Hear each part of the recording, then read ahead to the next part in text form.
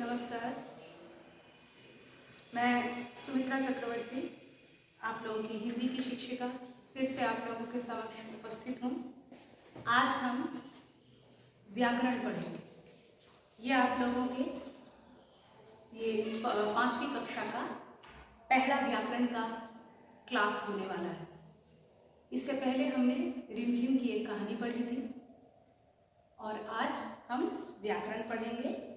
आप लोगों के जो व्याकरण का जो पुस्तक आप लोगों का है वो ऐसा है, ठीक है। आशा करती हूँ आप लोगों के पास ये पुस्तक है। तो इस पुस्तक में जो पहला पाठ है उसका नाम है भाषा और व्याकरण, ठीक है। भाषा और व्याकरण पाठ का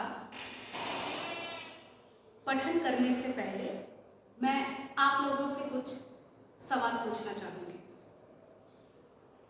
देखिए, ऐसी वो कौन सी विधा है जो हम इंसानों को इस प्राणी जगत के बाकी प्राणियों से अलग करती है?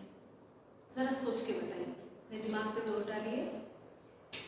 देखिए, हम सभी जो इंसान हैं, हम भाषा का प्रयोग करते हैं। अपने विचारों को दूसरों तक पहुंचाने के लिए जिस विधा का प्रयोग करते हैं वो भाषा है। इस भाषा के माध्यम से हम बाकियों तक अपने मन के भाव को पहुंचा सकते हैं। मान लीजिए आपने अपने घर में किसी पशु को रखा है, आपके किसी कोई पालतू पशु है। अब उसके मन के भाव को जानने के लिए आप उसके हाव भाव का रीडिंग करते हैं, उसके हाव भाव को समझने लगते हैं। काफ़ी दिनों से आपके घर में रह रहा है, इसलिए आप उसके हाव भाव समझते हैं। लेकिन क्या वो आपको कभी बोल कर बता सकता है कि मुझे ऐसा फील हो रहा है, मुझे भी भूख लगी है, मुझे भी बाहर जाना है? ऐसा तो नहीं होता है। लेकिन यही जो चीज़ है ये हम इंसानों को प्राणी जगत के बाकी प्राणियों से पृथक करता है, ठीक है। तो ये जो भाषा है ये क्या है? ये एक साधन है जिसके द्वारा हम अपने भावों और विचारों को एक दूसरे तक पहुंचाते हैं। लेकिन ये बात भी है कि हमारे जो पशु पक्षी हैं वो आपस में कम्युनिकेट कर लेते हैं, लेकिन हम उनकी बात नहीं समझ पाते हैं।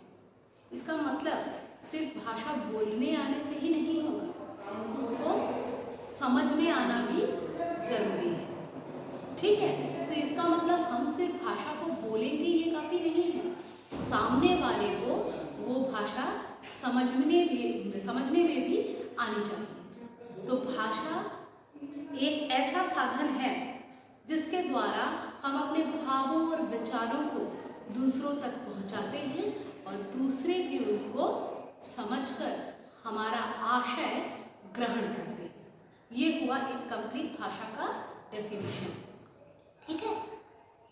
तो ये जो भाषा है, अब मैंने जैसे कि मान लीजिए अभी मैं आप लोगों को ये कक्षा में पढ़ा रही हूँ, तो मैं जो भाषा से आपको समझा रही हूँ ये भाषा मैं बोलकर समझा रही हूँ, और आप जो उधर मेरे प्रिय छात्र छात्राएं जो बैठे हुए हैं, आप लोग क्या कर रहे हैं? उसको सुनकर समझ रहे हैं, ठीक है। तो यहाँ पर हमको भाषा के दो रूप प्राप्त हुए, बोलना और सुनना।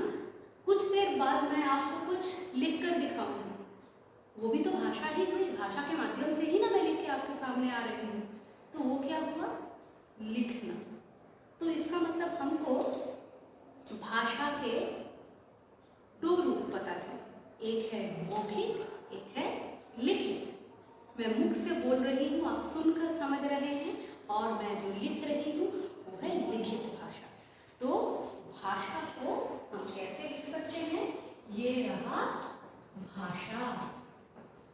भाषा, ये जो भाषा है इसके दो रूप मिले हमको। एक है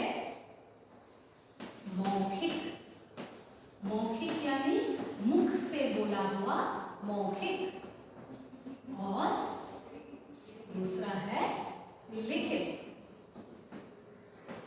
जहां हम लिखकर अपने भावों को आप तक पहुंचाते हैं। इसके अलावा भी भाषा का एक रूप है जिसको हम लोग यहाँ लिखते नहीं हैं, आपकी किताबों में भी उस तरह से दिया नहीं हुआ है, लेकिन इसके अलावा भी एक रूप है जिसकी हम चर्चा करेंगे।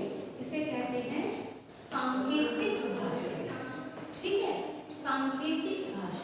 अब आप बोलोगे कि मैडम ये संकेत से भी कोई भाषा होती है? होती है। कैसी भाषा? हालांकि इसका कोई लिखित प्रयोग वैसे नहीं है, लेकिन हम लोग इसको संकेत के माध्यम से इस्तेमाल कर सकते हैं। जैसे कि आप कोई पानी का गिलास उठा रहे हैं, आपकी मम्मी की तरफ आप देख रहे हैं, बोल रहे मम्मी मैं ना पानी का गिलास उठा रहा हूँ।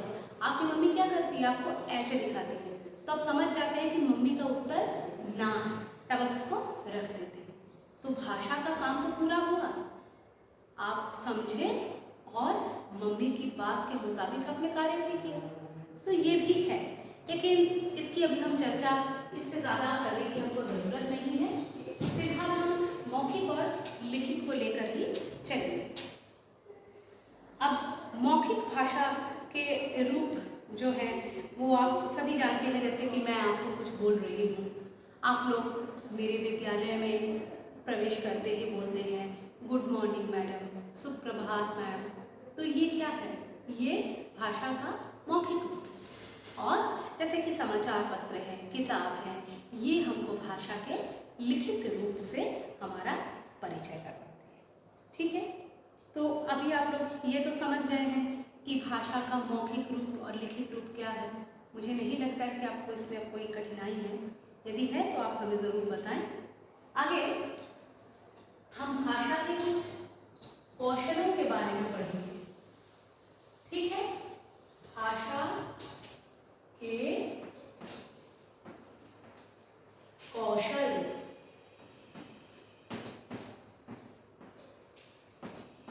अब ये भाषा के जो हैं टोटल कितने कौशल होते हैं? 4 स्किल्स ऑफ लैंग्वेज। ठीक है, भाषा के 4 कौशल होते हैं।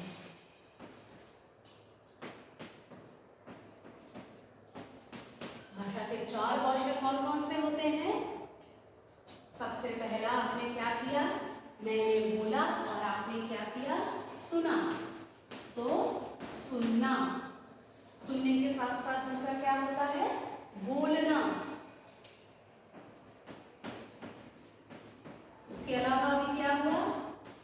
मैंने लिखा तो लिखना, और लिखे हुए प्रकरण को आपने क्या किया?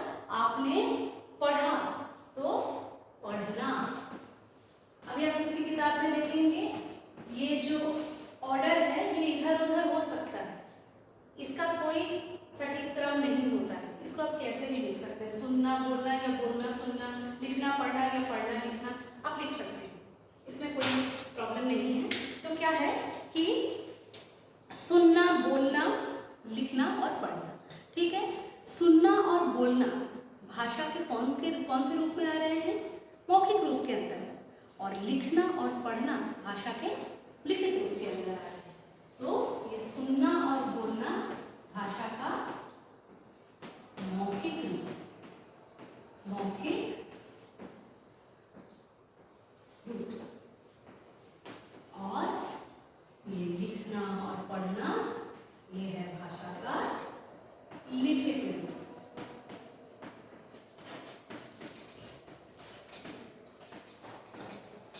ठीक है विद्यार्थियों, आप लोगों को इतना समझ में आया?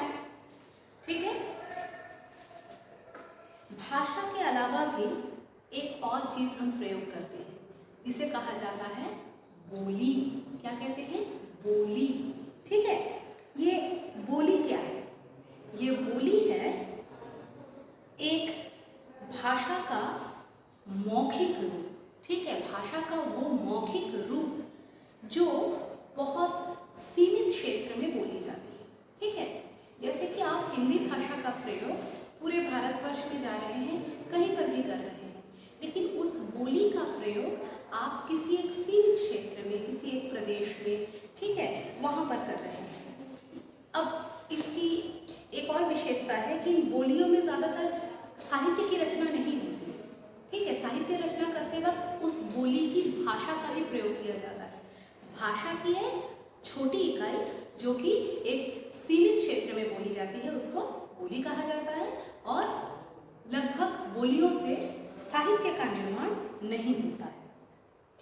कुछ बोलियां हैं जैसे हरियाणवी, छत्तीसगढ़ी, भोजपुरी, मगही इत्यादि, ये सब बोलियां हैं। इसके अलावा हमारा जो भारतवर्ष का संविधान है, इसमें कुल 22 भाषाओं को स्वीकृति प्रदान की गई है, ठीक है। 22 भाषाओं को स्वीकृति प्रदान की गई है। उनका लिस्ट आपके किताब के पृष्ठ संख्या 8 में मौजूद की गई है, आप चाहें तो इसे देख सकते हैं। अब राष्ट्रभाषा और राजभाषा नामक 2 शब्द शायद आप लोगों ने सुने हो। यदि नहीं भी सुना है तो इनको भी इस कक्षा में आपको जानने की आवश्यकता है। 2 शब्द हैं जो लगभग सुनने में एक जैसा है। एक है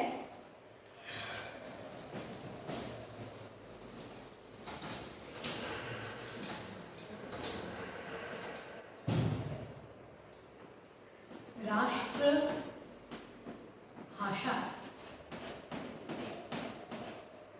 और दूसरा है राजभाषा।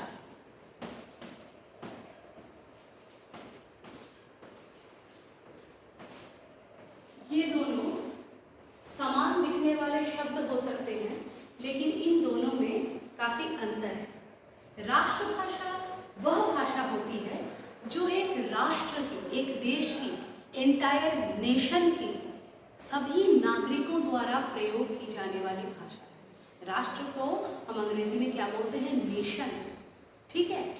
तो राष्ट्रभाषा यानी नेशनल लैंग्वेज, वो भाषा जिसके माध्यम से देश के अधिकतर नागरिक, जो हमारे देश के नागरिक हैं, ज़्यादा से ज़्यादा नागरिक जिस भाषा के द्वारा अपने विचारों का आदान प्रदान करते हैं उसे राष्ट्रभाषा कहते हैं। भारत की राष्ट्रभाषा हिंदी है, अमेरिका की अंग्रेज़ी है, जापान की जापानी है। ऐसे काफ़ी भाषाएं हैं, तो हर एक जगह की राष्ट्रभाषा के बारे में आप लोग पता कीजिए। इसी के साथ जो दूसरी भाषा है वो है, क्या लिखा है मैंने? राजभाषा। ये राजभाषा क्या है? राजभाषा सरकारी या गैर सरकारी दफ्तरों में कार्य करने के लिए कामकाज की जो भाषा का इस्तेमाल होता है उसे राजभाषा कहते हैं।